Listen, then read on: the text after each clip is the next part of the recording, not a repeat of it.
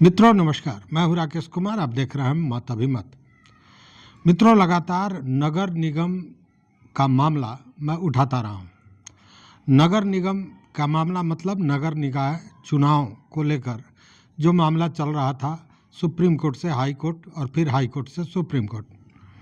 जी हाँ, मैं बात कर रहा हूं Sunil Kumar versus state of Bihar का जो मामला है उसका।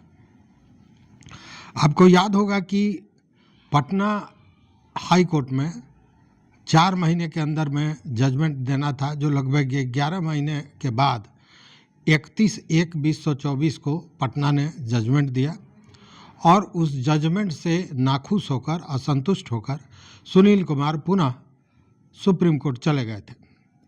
सुप्रीम कोर्ट में उन्होंने 15/3/24 को फिर दोबारा याचिका दायर की थी, SLP 5864/2024। इसकी सुनवाई का डेट पड़ा था पहला 3 मई को, और 3 मई को जब पड़ा था तो फिर बिहार सरकार की पक्ष की ओर से 6 सप्ताह का समय मांगा गया था। हालांकि उसको लेकर सुप्रीम कोर्ट ने कड़ी फटकार भी लगाई थी और उसके बाद पुनः डेट मिला था 23/7 को। लेकिन 23/7 को बेंच नहीं बैठा। उसके बाद कई बार डेट आया, कंप्यूटर जनरेटेड डेट आता रहा, फिर जब समय आने को होता था नज़दीक तो फिर वो डिलीट हो जाता था। इस तरह से लगातार ये प्रक्रिया चलती रही। इस बीच में 2 बार सुनील कुमार के तरफ से विद्वान अधिवक्ता राहुल श्याम भंडारी ने 2 बार मेंशनिंग की थी, और इसमें जो मेंशनिंग की सुनवाई के दौरान केस के तत्कालिकता को देखते हुए डेट देने और फिर जो डेट दिया जाए उसको हटाया नहीं जाए, इस तरह का बाज़ाब्ता आदेश था न्यायाधीश महोदय का। लेकिन बावजूद उसके बाद भी कई बार डेट आए और कई बार चला गया। एक डेट मिला भी जिस दिन बेंच बैठा था तो 34 नंबर पर यह केस था और 11 नंबर तक सुनवाई हुई। इसके बाद बेंच उठ गया था और इसके बाद एक लंबा समय, लगभग 2-2.5 महीने का समय बीत गया। डेट नहीं पड़ रहा था, या जो कंप्यूटर जनरेटेड डेट आ रहा था वो भी गायब हो जा रहा था। इस तरह से एक बड़ी अजीब सा माहौल बन गया था। इसको लेकर तरह तरह की बातें हो रही थी। लोगों का ये कहना था कि आखिर जब सुप्रीम कोर्ट स्वयं कह रहा है कि इस केस की तात्कालिकता का मामला है, यह केस चूँकि समय से जुड़ा हुआ है, 5 वर्षों का ही कार्यकाल होता है और उसमें भी लगभग 2.5 साल बीतने जा रहा है, वैसी स्थिति में इसको तुरंत इसकी सुनवाई होनी चाहिए। मतलब केस को तात्कालिक प्रभाव से देखकर इसका निराकरण होना चाहिए, इस पर न्याय देना चाहिए। और इसी तरह का आदेश कहीं ना कहीं सुप्रीम कोर्ट ने पटना हाई कोर्ट को भी दिया था कि 4 महीने के अंदर में इस मामले का निपटारा कीजिए। लेकिन 4 महीना कौन कहे, वहाँ 11 महीना लगा। और अब जब सुप्रीम कोर्ट में मामला आया तब आप समझ लीजिए कि 15/3 को, मतलब मार्च में हुआ, और अब फिर मार्च आने जा रहा है, मतलब हम लोग फरवरी में आ गए हैं।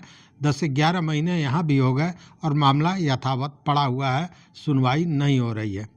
लेकिन फिर एक बार मेंशनिंग किया गया है, और ये मेंशनिंग किया गया है 4/12/2024 को मेंशनिंग किया गया था राहुल श्याम भंडारी द्वारा।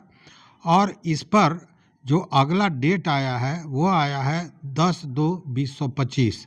इसके पहले कंप्यूटर जनरेटेड जो था वो भी आया था 10/2/2025, जो आप देख रहे हैं। और उसके बाद बजाब्ते सुप्रीम कोर्ट का जो रिकॉर्ड ऑफ प्रोसीडिंग होता है उसके तहत जो नोटिस आई उसमें यह लिस्ट दिया गया है।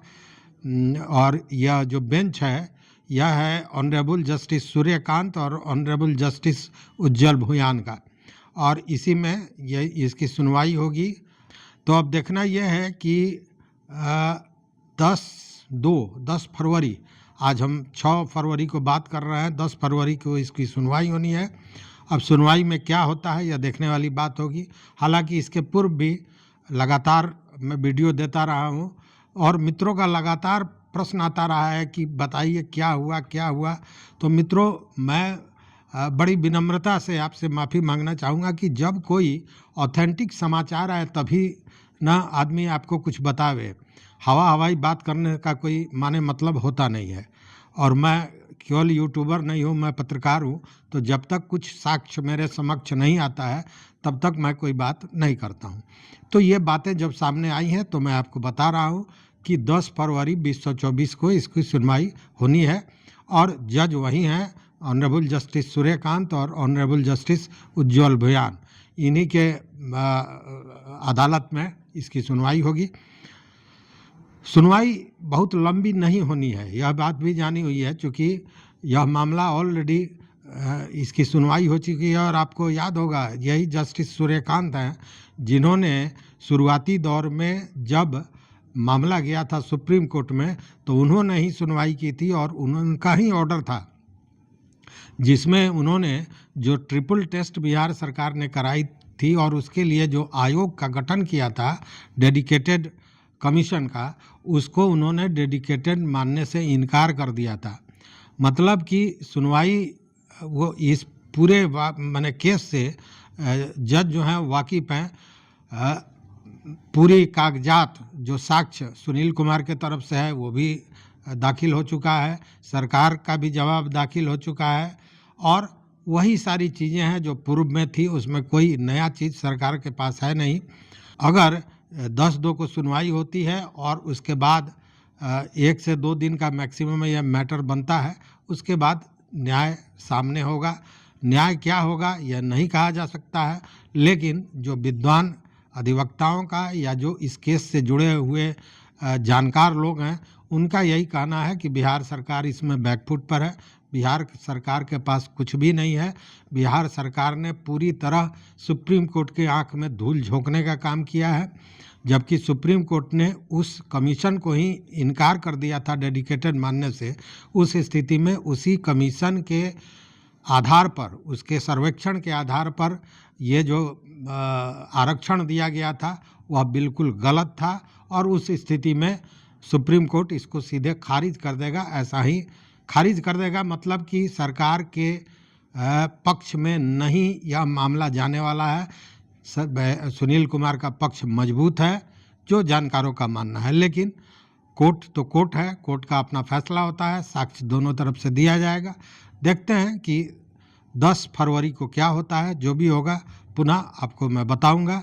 लेकिन यह अपने आप में बड़ी बात है कि जिस केस को तात्कालिकता के नाम पर तुरंत सुनवाई करने का आदेश सुप्रीम कोर्ट ही देती है, उसी सुप्रीम कोर्ट में इस केस को डेट मिलने में इतना विलम्ब होता है, यह भी बड़ा आश्चर्यजनक है और समझ के परे है। अगर आप कुछ समझते हो तो ज़रूर बताइएगा कमेंट बॉक्स में। तो इस वीडियो में बस इतना ही। देखते रहिए मत अभिमत। मित्रों, चैनल पर नए हो सब्सक्राइब कीजिए, लाइक कीजिए, दोस्तों के साथ शेयर कीजिए और अपना विचार ज़रूर दीजिए। बहुत बहुत धन्यवाद, कोटिशः आभार।